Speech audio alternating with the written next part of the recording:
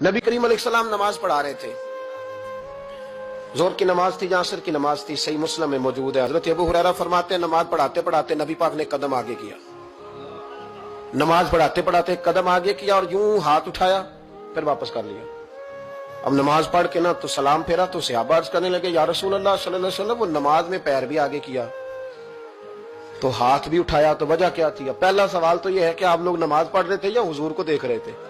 तो सहाबा तो पहले ही बताते हैं कि भाई हम तो पहली साफ में नमाज इसलिए पढ़ते थे कि नमाज भी होती रहती थी और चुपके चुपके महबूब की दीद भी होती रहती थी।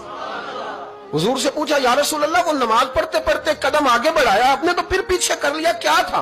और हाथ उठाया तो फिर आपने नीचे कर लिया। तो नबी करीम फरमाने लगे नमाज पढ़ाते पढ़ाते जब मैंने कहा ना समी अल्लाहु लिमन हमीदा, अचानक मेरी नजर उठी तो जन्नत में चली गई। नजर उठी तो जन्नत में, तेरे लिए 2-4 कदम अर्श बरी है।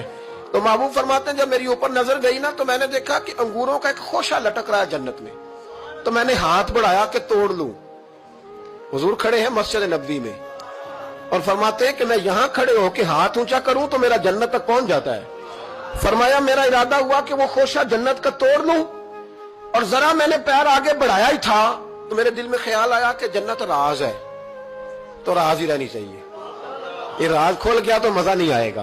तो मैंने फिर वो हाथ वापस कर लिया। सहाबा कहते हैं जब नबी करीम ने ये बयान किया तो हमारे चेहरे ने तजस्सुस से खेल उठे, तजस्सुस से। हम कोई बात और भी सुनना चाहते थे तो महबूब फरमाने लगे अगर मैं वो खोशा तोड़ के ले आता और तुम्हें दे देता तुम कयामत तक भी खाते रहते तो तुमसे खत्म नहीं होना था।